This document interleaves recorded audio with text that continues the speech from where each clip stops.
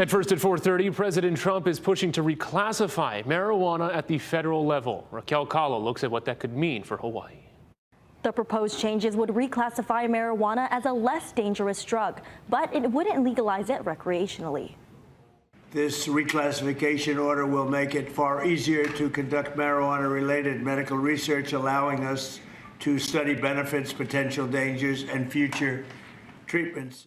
Marijuana is currently classified as a Schedule I drug under federal law, the most restrictive category along with other drugs like heroin, ecstasy, and LSD. President Trump's order directs federal agencies to begin the process of moving marijuana to Schedule III, which is in the same category as Tylenol and codeine. But this new move does not legalize a drug or immediately change federal law. In Hawaii, medical cannabis is already legal, but federal changes could affect how the program operates. And it also raises unanswered questions. Moving cannabis to Schedule III would formally recognize that cannabis, the plant, has medical use, accepted medical use. But it's uncertain what's going to happen to our medical cannabis program and what impact that's going to have on the intrastate medical use of cannabis.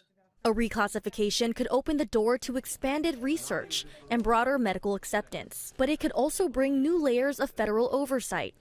The issue that we need to address is what's going to happen when cannabis is in federal Schedule III and all of a sudden dispensaries could be required to satisfy the DEA and FDA registration requirements for producing a Schedule III controlled substance. Under Schedule I, everybody just kind of ignored the situation, but under Schedule III, there are actually processes for regulating and enforcing.